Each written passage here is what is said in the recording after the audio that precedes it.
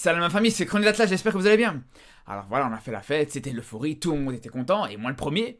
Mais maintenant, je pense qu'on doit tous commencer par redescendre d'un étage, parce qu'à un moment donné, quand j'en vois certains qui te parlent déjà de l'Espagne, de l'Allemagne, en cas de huitième de finale, contre qui il faudrait tomber, les gars, calmez-vous un petit peu, il y a déjà le Canada à jouer, il y a déjà le Canada à battre, et après on pourra commencer à parler des huitièmes de finale ou même des quarts de finale, de ce que vous voulez. Parce que si on commence déjà à prendre le Canada à la légère, si on commence à se voir déjà qualifié en huitième de finale, ah c'est bon, on va retomber dans nos travers. On va vite passer du rêve au cauchemar. Donc faudra vraiment se ressaisir, et je parle de tout le monde, que ce soit nous en tant que supporters, ou même de manière générale, les joueurs. Quand je vois certains joueurs, on va pas citer de nom, ça sert absolument à rien, mais quand je vois certaines stories Insta qui viennent provoquer le Canada avec ce genre de photos de provocation, comme si c'était sûr que le Maroc allait battre le Canada, ah franchement, là ça va être compliqué. Là ça va pas le faire du tout. Je pense que c'est la pire chose à faire. Là, à un moment donné, il faut déjà commencer par respecter l'adversaire. Faut surtout pas oublier que là, le Maroc a très bien commencé. Là, le Maroc est en pole position pour se qualifier en huitième de finale. Mais là, il y a encore tout qui est à faire. Il y a encore absolument rien qui a été fait. Alors, bien sûr, le Maroc est rentré dans l'histoire. Le Maroc a sorti un match exceptionnel contre la Belgique qui était magnifique. Mais attention, c'est pas synonyme de qualification. Donc il faudra faire hyper attention par rapport à ça. Il faudra absolument terminer ce travail qui a été hyper bien entamé. Faut pas oublier que c'est la première fois depuis 36 ans que le Maroc n'a plus été aussi proche d'une qualification en huitième de finale. Donc c'est clair que malgré que pour l'instant cette Coupe du Monde a très bien débuté pour le Maroc, mais c'est sûr qu'en cas de mauvaise surprise contre le Canada, ça serait vraiment un gros coup dur. Je vous le dis, il faudra absolument pas aborder ce match comme si c'était déjà fait. Ce serait la pire erreur à faire. Et comme m'a dit justement hier un frère en live sur Twitch, il a dit une chose hyper intéressante. Il a tout simplement dit que dans ce genre de match, le pire ennemi du Maroc c'était son équipe elle-même. Et il a tout à fait raison. D'ailleurs ce soir à partir de 22h on sera encore à live comme d'habitude. Mais tout ça pour vous dire que sur ce match, il y a une chose importante qu'il faut pas se dire, c'est que c'est un match qui va être facile parce que le Canada est déjà éliminé. Je pense que nous en tant que Marocains, on est très bien placés pour savoir qu'une équipe qui est déjà éliminée d'une Coupe du Monde, il faut pas du tout la prendre à la légère. Et justement, sur la dernière Coupe du Monde, le meilleur match du Maroc, c'était justement le match où ils étaient déjà éliminés. C'est ce fameux match contre l'Espagne. Donc si vraiment le Canada demain joue avec la même envie qu'on avait il y a 4 ans contre les Espagnols, ça pourrait être hyper compliqué. Je vous le dis, je vous le redis. Moi, je préfère largement jouer contre une équipe qui est déjà qualifiée en huitième de finale qu'une équipe qui est déjà éliminée de la compétition. Parce qu'une équipe qui est déjà qualifiée, ben voilà, elle va quand même réserver ses cartes pour les prochains matchs. Elle aura déjà sa tête même sur les prochaines étapes de la compétition. Alors qu'une équipe qui est éliminée, elle a absolument plus rien à perdre. Elle va tout donner dans cette compétition pour essayer de sauver l'honneur. Et c'est pour ça que ça va pas être si facile que ça de battre cette équipe du Canada. Et quand je dis de battre, c'est parce que ouais, pour moi, il faut jouer ce match pour gagner. Parce qu'à un moment donné, même s'il y a un nul, ça peut être suffisant pour le Maroc. Dans tous les cas, je pense pas du tout qu'il faut aborder ce match en jouant pour aller chercher un match nul. Je pense qu'on sait très bien que c'est la meilleure chose à faire pour se prendre une mauvaise surprise. Donc je pense vraiment que le Maroc doit jouer ce match pour gagner. Et voilà, dans le pire des cas, s'ils doivent accrocher le match nul, on va dire que c'est pas grave. Justement par rapport à ça, je sais qu'il y en a qui vont se dire « Ouais mais Chronique, tu nous dis qu'il faut pas sous-estimer le Canada, mais toi t'as été le premier à le faire. » Alors attention les gars, justement, je fais une précision. C'est vrai que j'ai dit avant la compétition que le Maroc se devait de gagner contre le Canada, mais ça c'est une réalité. Et c'est pas du tout sous-estimer l'adversaire.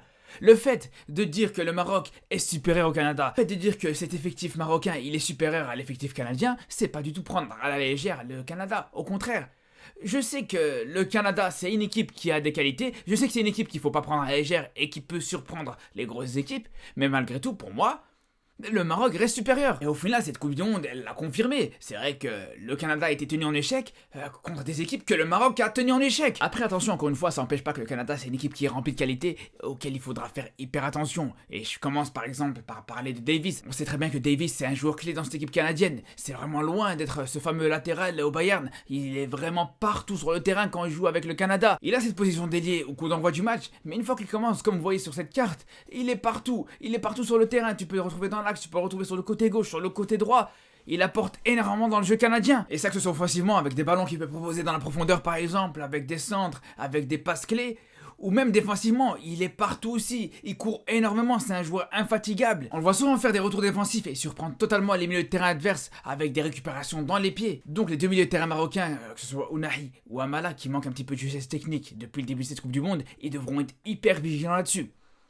Après bien sûr, Davis c'est pas non plus la seule force, c'est pas le seul atout de cette équipe canadienne. Je pense qu'il y a deux principales forces chez les Canadiens. La première c'est cette qualité dans le domaine aérien, surtout offensivement, et la deuxième c'est les longs ballons en profondeur. Alors pour ce qui est de la qualité dans le domaine aérien, il y a énormément de joueurs qui sont très bons de la tête dans cette équipe canadienne. On a bien sûr David, Larin et Hutchinson qui sont des très bons joueurs de tête. Donc il faudra être vigilant là-dessus, surtout sur les corners offensifs. Alors, au niveau des corners, les Canadiens sont très bons. D'ailleurs, il faut savoir que quand le frappeur il lève les deux bras, généralement, ça donne le signal pour amener des joueurs au premier poteau, pour faire justement un centre au point de pénalty, voire au deuxième poteau. Donc là, je pense que la défense marocaine devra vraiment être très vigilante là-dessus et devra pas juste suivre bêtement ses appels en première zone. Par contre, on peut remarquer que quand il n'y a qu'un seul bras qui est levé, c'est souvent synonyme de ballon donné au premier poteau justement. Donc quand je vous dis qu'il faut vraiment se méfier des centres canadiens, je vais vous donner un exemple. C'est que sur les 22 derniers buts qui ont été inscrits par cette équipe, il y en a 11 qui viennent d'un centre. Alors souvent ça vient d'un centre aérien, mais ça peut arriver aussi d'un centre à retrait. Avec l'ailier droit Buchanan qui fait très souvent ça, il va souvent faire la première différence et revenir en retrait. C'est vrai que lui ça reste une des forces de cette équipe, même si techniquement parfois c'est un petit peu limité, on peut voir beaucoup de déchets dans son jeu, un petit peu de maladresse dans le dernier geste aussi. Donc voilà, on peut dire que globalement le Canada fait très mal quand il joue sur les côtés avec des centres, mais ils peuvent aussi être très dangereux avec des ballons en profondeur. Alors c'est simple, je vous ai dit qu'il y avait deux forces dans cette équipe canadienne, c'était les centres et les ballons en profondeur. Et là, franchement, ça peut pas tromper parce que je vous ai dit que sur les 22 derniers buts, il y en a 11 qui ont été marqués avec des centres, mais il y en a aussi 9 qui ont été marqués avec des ballons en profondeur. Le reste, c'est que des pénaltys. Donc c'est pour vous dire à quel point les atouts de cette équipe, ils se résument vraiment à ces deux choses-là. Donc c'est vraiment là où les Marocains devront être les plus vigilants. On a parlé donc des centres, on a parlé de la qualité dans le domaine aérien, mais voilà, sur les ballons en profondeur aussi, il faudra être hyper bien organisé, hyper bien aligné. Il faudra vraiment pas leur permettre de laisser jouer en profondeur, comme on a pu voir justement avec la Belgique qui ont laissé faire ça pendant quasiment tout le match.